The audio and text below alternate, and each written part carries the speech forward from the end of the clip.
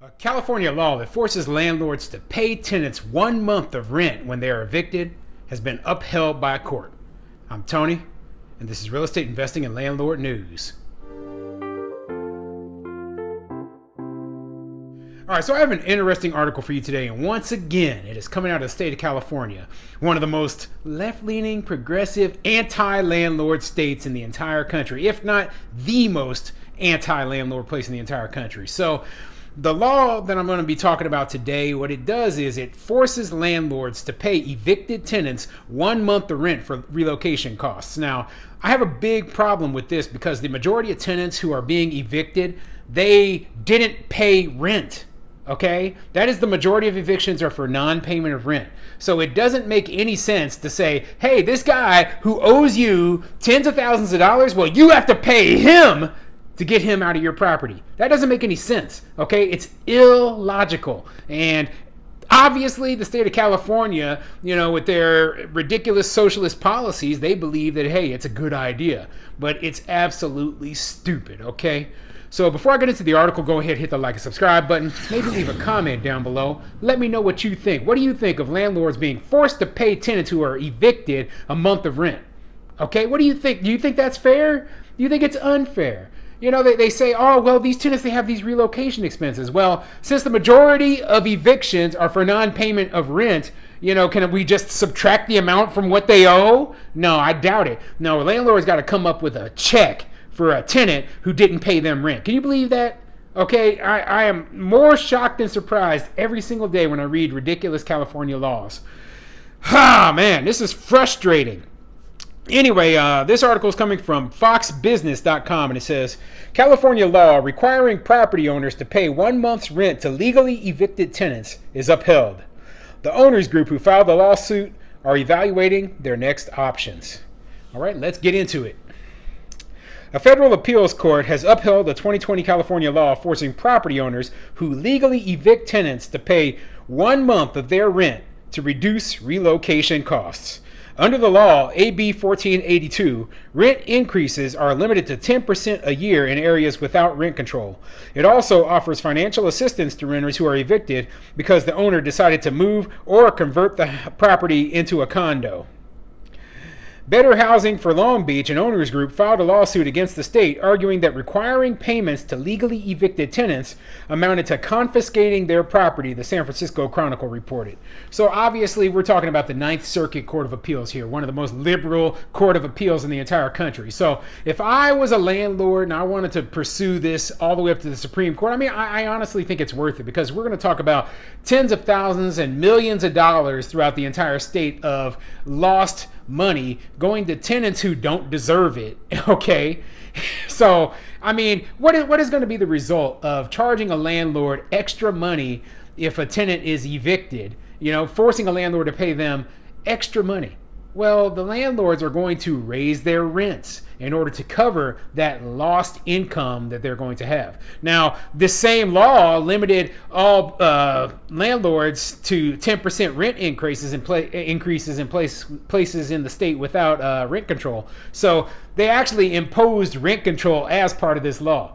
Yeah, a 10% increase is larger than most rent control places have, but it's still rent control. It's an artificial control over the price for the entire state. This is a joke. This is absolutely horrible. And I can't stand the fact that, the reason the housing costs are so high in California is because they have so many laws, so many rules that they have made it impossible to build. They've made no incentive whatsoever for landlords to keep their properties as rentals. And, it's just causing a huge shortage in housing, which, with the demand that they have, the shortage of housing, prices are bound to go up.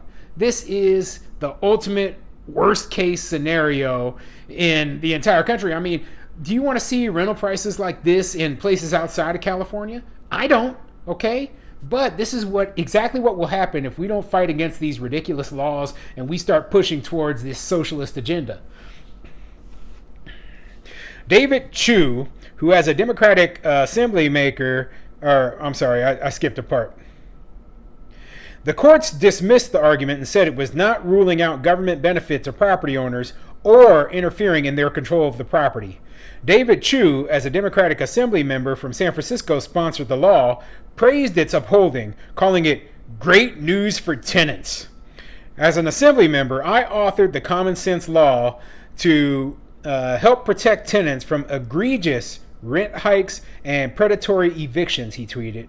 Members of Better Housing for Long Beach are evaluating their next step, including possibly appealing to the U.S. Supreme Court. Yeah, well, you know what? These politicians, they don't know anything about running a business, okay?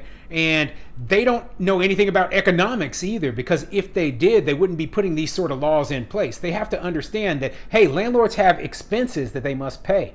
And simply put, if we're not able to pay those expenses, there's only a couple of things that can happen. We can lose our properties. We can let the properties fall into disrepair. They could, simply put, this is not a good situation at all. And it's created by government overreach. Every time they think that they have a problem in California, what they do is, rather than using the existing laws that are already in place to help resolve that problem, they pass more laws. And some of the laws are contradictory to the other laws, right? And so landlords don't know what to follow. The government doesn't know what to follow. Some of it is absolutely so tedious that you have to have lawyers and accountants just to go through it, because a regular person could not handle all of it. Okay, so when you're jumping through hoops for the state, for the county, for the city, and maybe for your local HOA on top of that, how are you going to know all of the rules that you have to follow? It's just impossible. This is insane. So I'm also going to read a couple of the comments from my video section, or my comment section from some of my videos. I've been getting absolutely great comments lately, and I just want to share some of them with you. Okay, so the first comment I'm going to read today is coming from my video for New York City landlords. Costs are rising much faster than rent. Okay, and it's coming from a user named Mr. J. Lee. And he says, rent control should be illegal. Has anyone tried to take this to the Supreme Court of the U.S.? Makes tenants rich, landlords poor. Now, unfortunately, I believe that this, rent control has been taken through the federal courts. I'm not sure if it's ever made it to the Supreme Court, but I know that rent control laws have been upheld in some of the appeals courts, right? So for now, these laws are still legal. I agree with you, though, that they should be illegal. Another comment says, sell the buildings and return home to the Middle East. Well, I agree that it's not really worth dealing with, these sort of laws, and, selling would be what I would do personally. But a lot of these people, they have a lot of money wrapped up into it. They're part of the local community, and this is the business that they decided to operate. And unfortunately for them, it just isn't working out the way they thought it would. So I don't blame them. I have a lot of respect for landlords who try to work with the system, try to get through this sort of thing. I just personally wouldn't want to have to deal with it. From Joe Chang says, it generally does not make sense to make new affordable.